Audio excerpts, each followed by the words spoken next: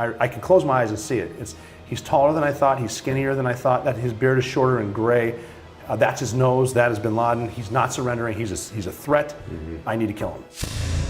Robert O'Neill no dudó un segundo cuando estuvo frente al hombre que había asesinado a miles de estadounidenses y comenzado una de las guerras más brutales del siglo XXI.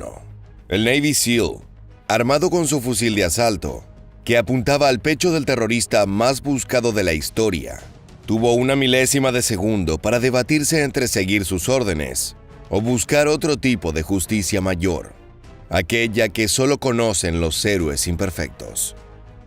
10 años habían pasado desde ese fatídico 11 de 2001, cuando Osama Bin Laden se catapultó a la infamia, a través de perpetrar el ataque más sangriento jamás lanzado contra el territorio continental de los Estados Unidos. Pocos días después, con las ruinas del World Trade Center aún tibias, el gobierno norteamericano lo ubicó primero en la lista de los criminales más buscados y dio inicio a una cacería que incluiría 2 guerras. Tras una década de persecución ininterrumpida, la inteligencia de los Estados Unidos ubicó a Bin Laden en una mansión en Abbottabad. Un equipo de operadores especiales de los Navy SEALs fue desplegado para capturar al líder de Al Qaeda, pero el terrorista no llegó a sentir el frío metal de las esposas sobre sus manos, sino que su cuerpo fue atravesado por el candente plomo de las balas de Robert O'Neill. Cuestionado por sus actos, el Navy SEAL pasó a la historia tanto como un héroe como un gatillo fácil. Desde esa noche arábiga, en la que el cuerpo de Bin Laden fue lanzado al mar según el rito musulmán, Robert O'Neill ha tenido que explicar por qué tomó la decisión de ajusticiar al fugitivo. Esta es su historia. So I'm excited. Yeah. And the news is on, and they said, okay, it's the 1-year anniversary of the night Bin Laden was killed. So we're taking viewer email right now. The best story of where you were when you found out Bin Laden was dead. La historia que cuenta Robert O'Neill es propia de ser contada. Lo cierto es que tan solo un año después de ejecutar a Osama Bin Laden, el Navy SEAL podía reírse de la dura noche que pasó en Abbottabad. Junto a 2 docenas de operarios especiales del DEVGRU, O'Neill debió internarse en el corazón de Pakistán en medio de la noche. Su misión era sumamente importante, pero si fallaban, quedarían completamente solos detrás de las líneas enemigas. Tan secreta era la misión que por motivos legales, la comandancia de todo el equipo de Navy SEALs tuvo que pasar a manos de la CIA. Con la Marina y el Ejército norteamericanos fuera de la escena, los soldados funcionaron técnicamente como espías para la central de inteligencia, y no había un rescate asegurado.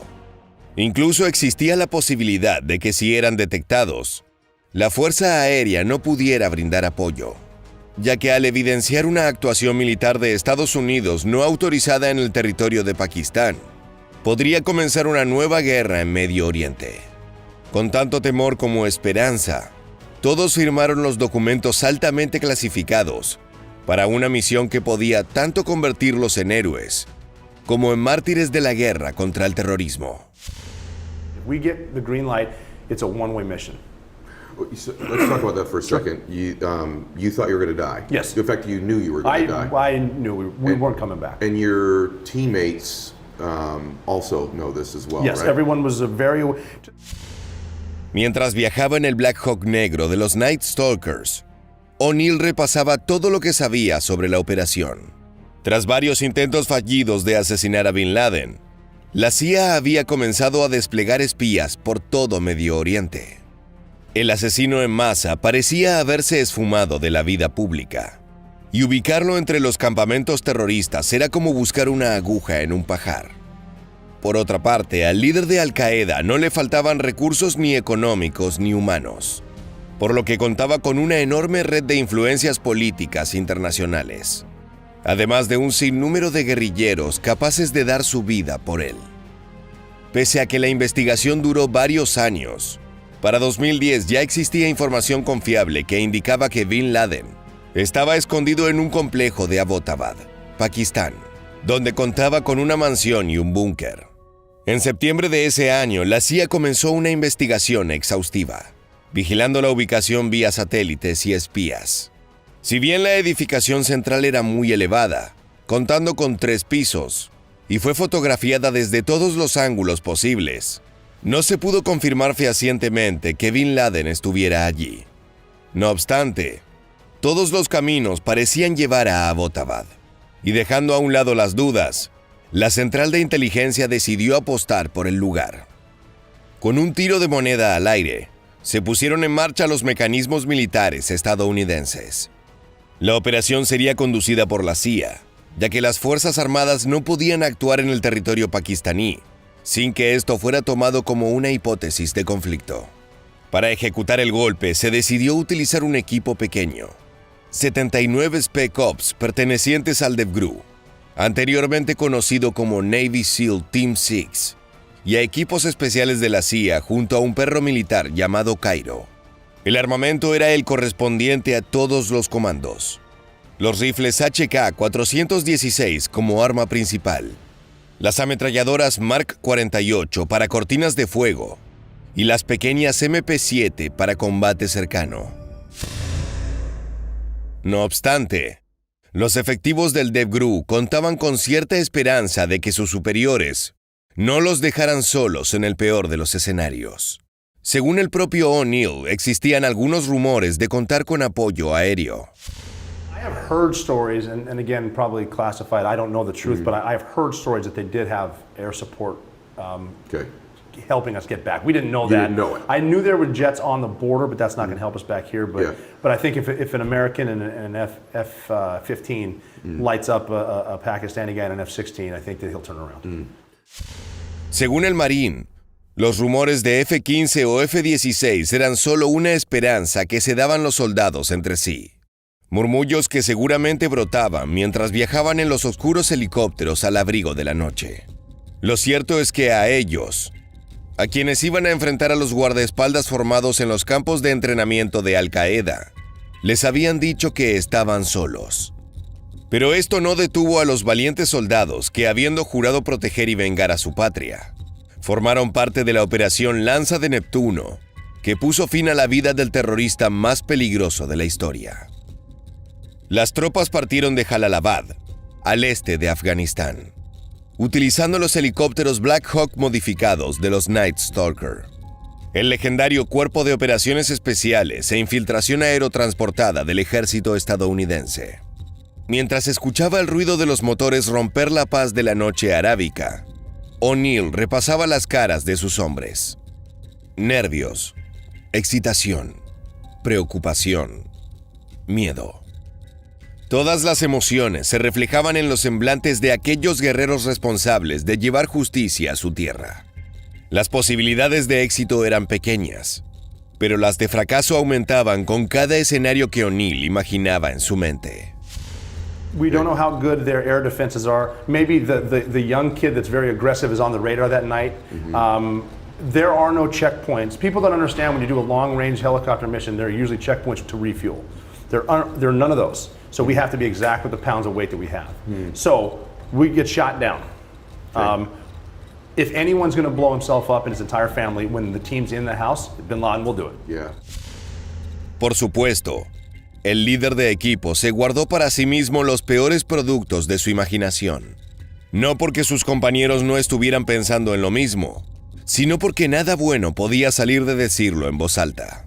El horizonte despuntaba mientras se acercaban a Abbottabad, y allí los podía estar esperando tanto la muerte como la gloria. El viaje desde el punto de partida, Jalalabad, hasta su destino, era de unos 90 minutos. 1 hora y media de tensión pura, de mascar adrenalina mientras repasaba paso a paso su entrenamiento. Cuando fueron reclutados e ingresados al Escuadrón Rojo, los operarios del DevGru no conocían la naturaleza de la misión. Solo sabían que se trataba de un trabajo extremadamente peligroso, que requería de la participación excluyente de los Navy SEAL con mayor experiencia. Lo que sí sabían es que era una misión de matar o morir, y que las chances de fracaso eran muy grandes, pero que el espíritu de su nación estaba en juego. Una vez firmados los documentos clasificados para participar de la misión, O'Neill y sus colegas fueron enviados a campos de entrenamiento establecidos en suelo norteamericano. Se trataba de 2 simuladores de asalto, que contaban con una escenificación del complejo donde supuestamente se hallaba Bin Laden. Allí practicaron distintas estrategias posibles para lanzar la incursión, infiltrando el edificio de las formas más pacíficas a las más violentas. En todos los casos, debían trabajar la conciencia situacional, es decir, la capacidad de tener en cuenta todo lo que pasaba en su entorno. Al tratarse de guerrilleros fundamentalistas, cada movimiento enemigo podía tratarse de un bombardero suicida, capaz de sacrificarse para salvar a su líder. El primer simulador estaba ubicado en Carolina del Norte, mientras que el segundo complejo de práctica se hallaba en Nevada. Una ubicación estratégica, ya que esta parte geográfica de Estados Unidos coincide con la elevación de terreno similar a la que encontrarían en Abbottabad. De esa manera, podían entrenar las tácticas de ingreso al mismo tiempo que el despliegue en los Black Hawk. O'Neill tenía una gran confianza en los Night Stalkers, y pensar en ellos lo devolvió a la realidad, al momento que se avecinaba al conflicto inminente. Contando los segundos hasta aterrizar, observó al piloto de su helicóptero, a quien admiraba profundamente. I'm Well, curious. that's where the pilots come in too, because Okay. they're flying very low. Okay. And they're flying technology that they're not, they've flown helicopters. They're the best 4 pilots in the world. In the world. And Army, I'll give Army a shout out. They have the best helicopter pilots in the world. That's what I love about the military too. Yeah. The best Air Force in the world is the U.S. Air Force. The second best Air Force is the U.S. Navy. There's the US Army. Perdido un segundo más en sus pensamientos, O'Neill salió del sopor cuando sintió en su cuerpo que los helicópteros detenían la marcha. Era la hora de la acción. Los Navy SEAL se prepararon y saltaron a tierra utilizando una cuerda. Una vez en el desierto, debían avanzar rápidamente. Sabían que en algún lugar cercano había 2 helicópteros Chinook como apoyo para la huida, pero retroceder ya no era una opción. Adelante a unos metros, se podían ver las luces de la mansión donde esperaba Bin Laden, el hombre que habían estado buscando por 10 años. Los comandos avanzaron bajo la luz de la luna, como una manada de lobos hambrientos que va en busca de su presa. Sin embargo, se presentó el primer problema. El segundo helicóptero chocó su rotor trasero contra uno de los muros del complejo, lo que causó un accidente que casi lo hace estrellarse. Pero el piloto de los Night Stalker tenía un truco bajo la manga y bajó la trompa del Black Hawk para evitar una catástrofe. El helicóptero quedó apoyado contra una pared y nadie resultó gravemente herido. El segundo problema, aún mayor, es que esto alertó a toda la seguridad de la mansión y destruyó cualquier posibilidad de infiltrarse silenciosamente. Los Navy SEAL comenzaron a volar las puertas del edificio para entrar por la fuerza. Con los guardaespaldas alerta, la precaución debía ser doble. Cualquier paso en falso podría significar la muerte. El DevGru se movió rápidamente, divididos en equipos de 2 operarios, que comenzaron a asegurar el complejo desde la planta baja hacia los pisos superiores. En su camino encontraron poca resistencia, y notaron que dentro de la casa había principalmente mujeres y niños. Sin embargo, debían continuar el ascenso hasta llegar a la cima. O'Neill y un compañero decidieron avanzar, sabiendo que podía suceder cualquier cosa. And then we got to the second floor, and then there's a final stairwell going up. The point man stayed there staring. He's gonna keep security, and other guys are gonna clear the second floor because you don't want to move past it, clear that. Okay. And then that's everyone in front of me, and I'm the last guy. I ended up what we call the 2-man. So the 1 man's there, I'm the 2-man, and that's when I put my hand on his shoulder because his job is to look forward, my job is to look behind us. Pese a que todo su cuerpo le indicaba que iba a morir, O'Neill apretó el hombro de su compañero. Debemos avanzar. Luego de subir la escalera, corrieron la cortina que los separaba de la tercera planta. Dentro de la habitación central había un grupo de mujeres. El compañero de O'Neill se lanzó contra el grupo, temiendo que fueran bombarderos suicidas. O'Neill ingresó después, al ver que nada había estallado, y en ese momento su sangre se heló. Robert O'Neill ejecutó a Osama Bin Laden de 3 disparos en la cabeza. Según el Navy SEAL, La tercera bala fue solo para asegurarse de que estuviera muerto. Aún acelerados por la adrenalina, los operarios aseguraron el lugar, alejando a las mujeres y los niños, a quienes esposaron con cintas de plástico. Desde ese momento, Robert O'Neill sabía que su vida había cambiado para siempre. Era consciente de que sus acciones serían cuestionadas, pero él estaba seguro de que había elegido el camino de la justicia, especialmente para proteger a sus compañeros. Una vez completado el viaje de regreso, los Navy SEAL festejaron su bravura. Habían conseguido lo que miles de soldados no pudieron lograr en una década: eliminar al hombre más buscado del mundo, el genocida que había terminado con la vida de casi 3,000 estadounidenses. Pero aún quedaba trabajo por hacer, ya que debían identificar al cuerpo y avisar a sus superiores. 24 horas más tarde, luego de corroborar la identidad del líder terrorista y coordinar con el gobierno de Arabia Saudita, Bin Laden fue lanzado al mar, de acuerdo al rito musulmán. Se realizaron los rituales pertinentes y las fuerzas norteamericanas aseguraron que la decisión estuvo relacionada a que ningún país quería aceptar los restos del ex jefe de Al-Qaeda. Si bien la operación Lanza de Neptuno fue mundialmente conocida, la identidad de O'Neill se mantuvo en secreto hasta que el propio SEAL decidió contar su versión de los hechos. Primero lo hizo de manera anónima con la revista Esquire en 2013, hasta que tras varias entrevistas, su nombre fue filtrado en 2014. Desde ese momento, Robert O'Neill ha repasado la muerte del mayor enemigo de los Estados Unidos. Aunque algunos de sus ex compañeros han negado que realmente haya sido el asesino de Bin Laden, el gobierno norteamericano nunca afirmó ni negó la historia del Navy SEAL, quien se ha vuelto muy popular en su país, por el cual viaja ofreciendo conferencias y charlas motivacionales. Pese a que los años han pasado, la historia de la cacería más importante del siglo XXI continúa cautivando al público, tanto aquellos que consideran a O'Neill un héroe, como quienes creen que actuó precipitadamente en un acto de venganza indigno de un verdadero marín.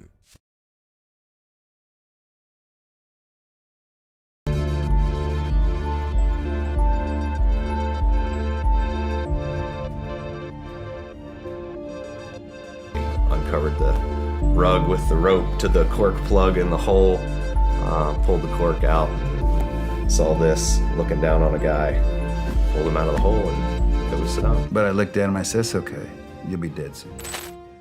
Las imágenes que acabas de ver corresponden al momento en el que un grupo de soldados americanos descubre un escondite secreto, sin saber que dentro se encontraba Saddam Hussein, y mucho menos que estaban a un paso de hacer historia. El despiadado líder terrorista ocupaba un lugar destacado en la lista negra que el Pentágono armó con los 55 objetivos iraquíes más buscados por el ejército. Su captura era la medalla de oro que todo militar querría tener entre sus méritos. En una impresionante operación en 2003 para detenerlo, miles de soldados fueron puestos a disposición del plan. Pero solo un grupo de ellos pudo concretar con éxito la impresionante misión. La Delta Force, un escuadrón de fuerzas especiales del ejército de Estados Unidos. La operación requirió largos meses de trabajo sin descanso y tareas de alto riesgo que pusieron a prueba la destreza del equipo, llevándolos muchas veces al límite. Algunos no sobrevivieron, pero otros como Chris Van Sant y Tom Satterley, los dos veteranos a quienes vimos al comienzo del video, lograron completar la misión y hoy nos cuentan la impresionante experiencia de capturar a uno de los terroristas más buscados de los últimos tiempos. No te despegues de la pantalla, que empezamos.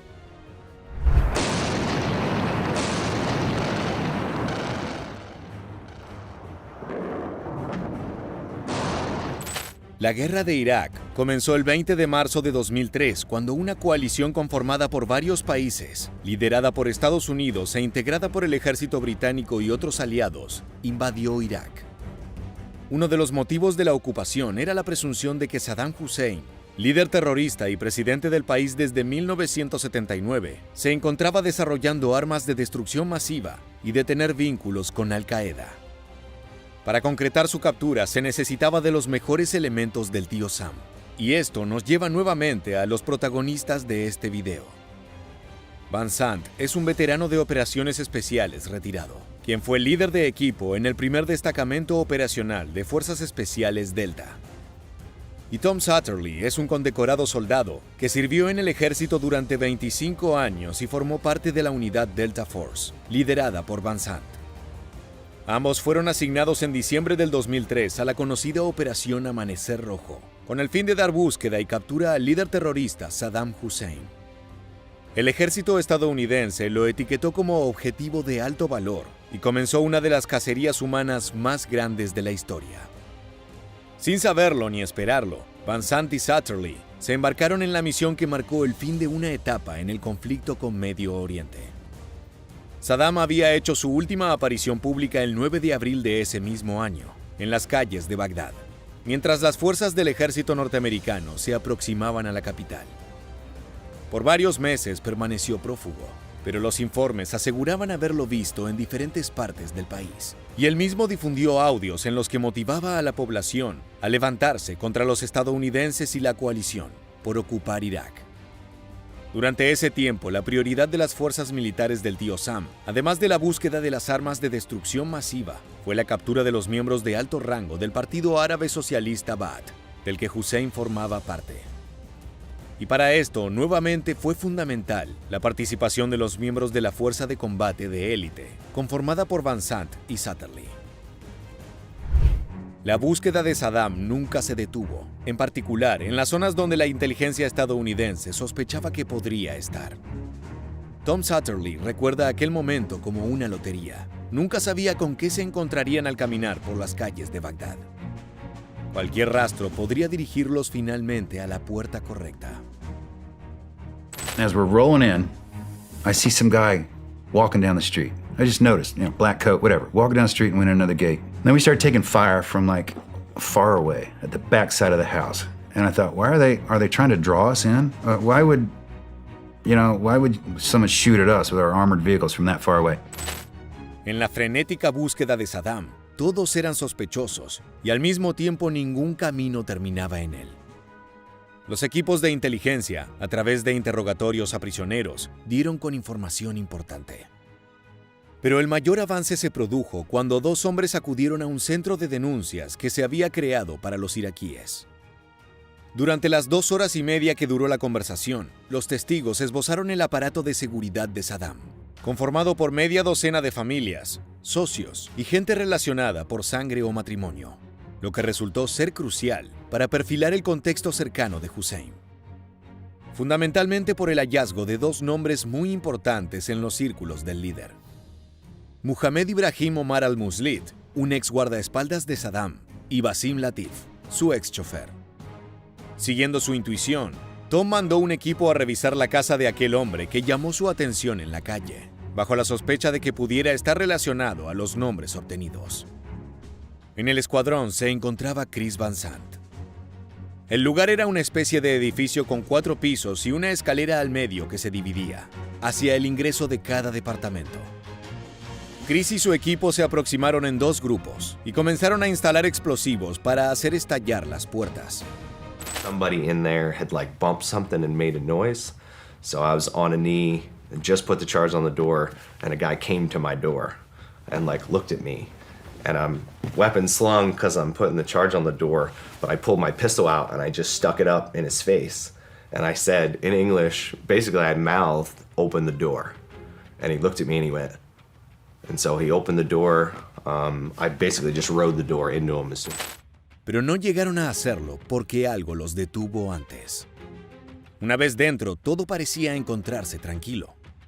Chris y su equipo revisaron los rincones del departamento y no encontraron a nadie ni nada que les despertara la atención, hasta que uno de sus compañeros los llamó con urgencia desde la parte trasera del lugar.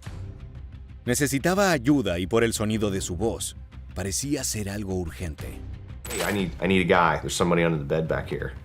And so a guy went, pulled the mattress up, and laying underneath the bed on the floor was a guy like this, as flat as he could be, and he had a toy plastic AK-47 laying next to him. A toy? A toy, a kid's toy. Shit you not. And so picked this guy up. He didn't look like the photos we had of Moose Lit. We on the ground didn't think it was him. El equipo había estado siguiendo pistas de Saddam casi durante un año, sin haber conseguido más que indicios que no los conducían a ningún lado. Y por eso esta vez, imaginaron que la situación no sería muy diferente. Nadie sospechaba que el hombre del arma de juguete podría llegar a ser Mohamed Ibrahim Omar al-Muslit, el ex guardaespaldas de Saddam. Así que el escuadrón procedió de forma habitual y lo llevaron con el equipo de inteligencia, quienes se habían instalado en el aeropuerto de Bagdad. I didn't even talk to that guy. It was just uneventful, but we brought him back for suspicious reasons. Because, well, he had the toy AK and he almost got smoked. And why would you have a toy AK, underneath a mattress in someone else's house? Took him back, sent him to Balad for the other guys to have their way with him, and I went to bed. Everybody went to bed. Halfway through the day now, Hey, we got a Saddam hit. And I go, yeah, when don't we have a Saddam hit? Escéptico, Tom no mostró mucho entusiasmo con la captura del hombre de la K-47 de juguete. Las pistas que aparecieron podrían marcar diferentes caminos hacia Saddam. El problema era descifrar cuál de todos terminarían llevándolos hasta él. El equipo Delta Force sabía que el líder terrorista tenía una red de apoyo basada en sus vínculos familiares y amigos, pero muy pocos dentro del gobierno iraquí. Entonces debían buscar en sus círculos más informales. La única opción que les quedaba era interrogar a los sospechosos que podían encontrar en allanamientos o seguimientos específicos, recaudar información para seguir rastros y, con suerte, dar con las personas correctas. Aquel día Chris se despertó sin sospechar que estaban a punto de recibir una información crucial que los aproximaba un poco más a su objetivo. 4 hours went by. Our intel guy comes running back in to the MSS. He comes back to where our troops' rooms are because we were the ones that had just pulled this dude out. And he goes, "It's him, man. It's totally him." And we're like, "What? Well, you're ridiculous. There's no way it's him." "Yeah, no, it's him. It's Muslit. It's the golden ticket. And he is spilling his guts." Muslit era el guardián de Saddam. Transmitía las órdenes del dictador a los grupos que lo seguían en todo el país y se encargaba de llevar dinero a los insurgentes para asegurar su funcionamiento. Desde la fuga de Hussein, Muslit se había convertido en un líder de la resistencia y operaba con base en Bagdad. Los servicios de inteligencia estaban convencidos que él era la clave para encontrar el escondite del terrorista. En las negociaciones que el servicio de inteligencia tuvo con el ex guardaespaldas, llegaron a un acuerdo. A cambio de datos específicos sobre los posibles paraderos de Hussein, Estados Unidos liberaría a 40 miembros de la familia del informante, que habían sido detenidos desde iniciado el conflicto en Irak. Muslit aceptó el trato y reveló una ubicación. Se trataba de una granja cerca de Tikrit, la ciudad natal del dictador y su base de apoyo. Los analistas de inteligencia pensaban desde el principio que Hussein podía estar oculto allí o en los alrededores, ya que en esa zona vivió su infancia. Había una sensación de que Saddam regresaría a su lugar de origen, con su grupo cercano y sus familiares. Tom cuenta que uno de los datos que ayudó mucho en la búsqueda fue que al líder le encantaba el pescado y tenía una dieta muy estricta. Por esta razón, también contaba con un chef personal. El equipo de inteligencia pensaba que este hombre era una de esas personas que Saddam siempre tendría cerca, porque era paranoico y el cocinero había estado junto a él toda su vida. A su vez, este poseía una pequeña granja familiar, lo que coincidía con los datos ofrecidos por Muslit. Las órdenes entonces se enfocaron en ocupar Tikrit, un lugar con gran valor histórico para el país, situado a lo largo del río Tigris. Inmediatamente el escuadrón se puso en marcha, y luego de que inteligencia identificara la casa del chef y su granja, asaltaron las propiedades. Así, la búsqueda de Saddam no se basó en rastreos telefónicos o espionaje cibernético, sino estrictamente en inteligencia humana obtenida de testigos. La granja se llamaba Hadoshi, y allí, a través de un gran despliegue del ejército y un allanamiento, encontraron objetos de valor para la investigación. Entre ellos, un cajón con 8 fajos de billetes de $10,000 en envoltorios del Chase Manhattan Bank de Nueva York, 4 cajas enormes enterradas con joyas, entre ellas una colección de Sashida Talfa, la esposa de Saddam, y certificados de nacimiento y licencias de matrimonio de la familia. Todo dentro de las cajas era de oro, pendientes, anillos, pequeños cuchillos e incluso una K-47. Por primera vez, Tom comenzaba a sentirse entusiasmado con las pistas. Si antes de ese momento tenían alguna duda sobre el rumbo correcto de la investigación, esta fue una confirmación de que evidentemente se habían aproximado al objetivo. Sin embargo, Saddam aún no aparecía. What happened was Moose Lit, in a last-ditch effort to defend Saddam, had pointed out the wrong farm, knowing he was on another one. So after some work and driving the guy out and confirming locations, they realized they were one farm off.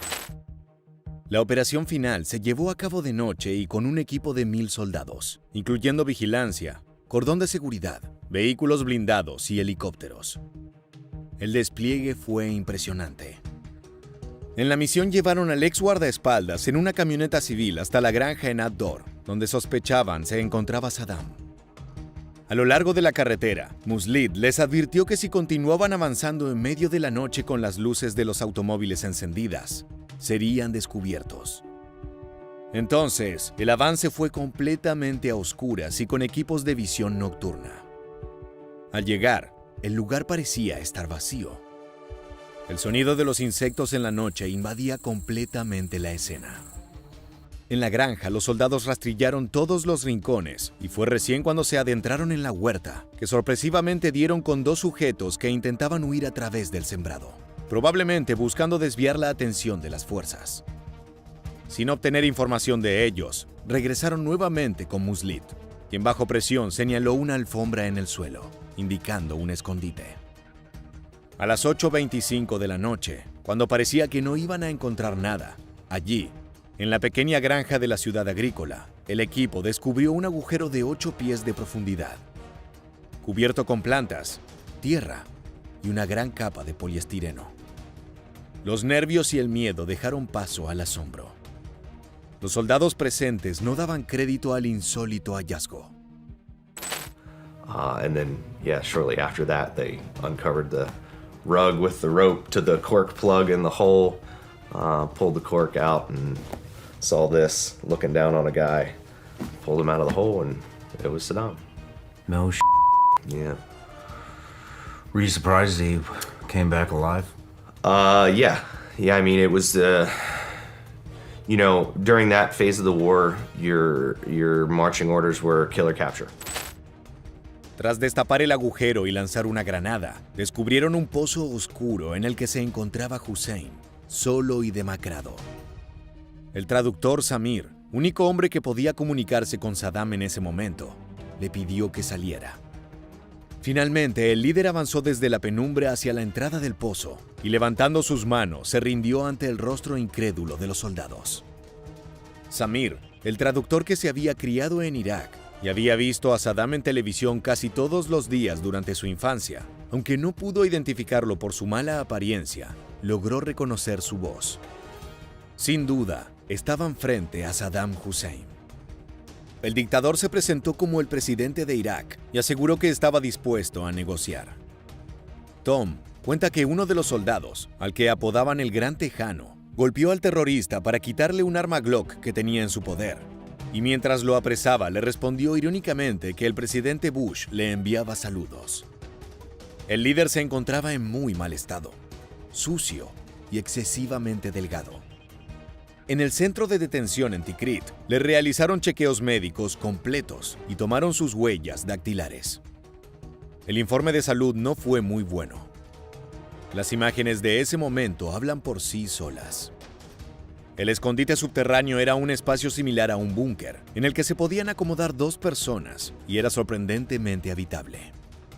Un espacio seco de ladrillo, con vigas en el techo y un pequeño ventilador. Por las características del sótano improvisado, era evidente que Hussein no permanecía allí por largos periodos de tiempo, sino que salía regularmente, y por eso contaba con la protección de guardias que lo alertaban de la presencia de las fuerzas enemigas. La noticia de la captura fue comunicada por radio, y todos en el equipo se abrazaron en una muestra de celebración. La escena era surrealista.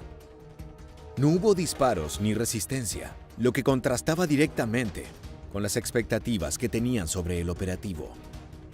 Sin embargo, nunca imaginaron que pasarían una noche con el líder terrorista más buscado del mundo en su propia base. An opportunity for everybody that was a part of the operation to physically see him and be close to him and understand the significance of the event. And I thought that was a cool call by the leadership. La emoción fue palpable, incluso en un equipo que en el último tiempo venía de pasar por muchísimos enfrentamientos sangrientos y no acostumbraba a mostrar demasiado entusiasmo. Saddam fue detenido en la base hasta que las autoridades dispusieron de él y algunas de las fotografías del episodio recorrieron el mundo. Tom recuerda el momento en que se encontró cara a cara con el líder terrorista. I followed him into this room, and it was one of those things where I opened the door and I looked to the left and I'm like, holy shit, that's him? I imagined myself knocking him out, right? But I looked at him and I said, it's okay, you'll be dead soon. Finalmente, el líder terrorista fue llevado a un helicóptero que lo transportó a Bagdad, donde fue encarcelado. Saddam Hussein maltrató a una población entera durante al menos 2 décadas. La organización Observadores de Derechos Humanos estimó que su régimen fue responsable del asesinato o desaparición de entre 250.000 y 290.000 iraquíes. Y varios analistas consideran su gobierno como autoritario y totalitario. Afortunadamente, su tiempo en el poder había terminado y ahora se encontraba donde debía estar, en manos de la justicia. La captura de Hussein tomó por sorpresa a todos en Bagdad. Nadie esperaba que lograran llevar a cabo esa operación con éxito, y menos aún, que hubieran capturado al líder iraquí con vida. Habían conseguido el mayor objetivo de todos, pero Tom parecía mantener distancia de los festejos. Al fin y al cabo, son soldados que están al servicio del ejército, y su misión es estar siempre preparados para lo que sigue, según las propias palabras de Tom. And this one's nasty and dirty and living in a hole, you know? Living in a hole in the ground with a lot of money and a lot of cigars. Invincible cigars. I got a box of those at home. They're probably dry rotted, sitting out. But that was an uneventful capture of a world leader, right? But it's like, here comes next, you know, it never ends. And then you kind of realize this is relentless. En Estados Unidos, la información aún resultaba algo confusa. La mayoría de las autoridades militares se mantenían escépticas frente a las noticias que llegaban de Medio Oriente. El expresidente George Bush mantuvo cautela ante la información. Quería asegurarse de que todos los detalles estuvieran confirmados antes de cualquier anuncio oficial. Paul Bremer, diplomático norteamericano, quien estaba a cargo de la transición del gobierno de Irak, decidió que Saddam debía ser juzgado por su propio pueblo. La entrega de Hussein y otros líderes del Ba'ath, el Partido Árabe Socialista, a las autoridades iraquíes se produjo el 30 de junio de 2004, como parte de la transferencia de control a un gobierno interino. Saddam fue condenado por un tribunal iraquí por crímenes contra la humanidad y sentenciado a morir en la horca. Fue ejecutado el 30 de diciembre de 2006 y su muerte generó controversia en Irak, avivando conflictos internos. Así fue como el ejército dio con el dictador iraquí Saddam Hussein y logró su captura, dando fin a una etapa sangrienta en Medio Oriente. La Operación Amanecer Rojo fue un verdadero despliegue de fuerza e inteligencia y un ejemplo de valentía y trabajo en equipo. La historia de Satterlee y Van Sant, junto a sus compañeros, no será olvidada fácilmente. Hasta aquí hemos llegado con nuestro informe, pero quédate en nuestro canal para continuar viendo más contenido como este. Hasta pronto.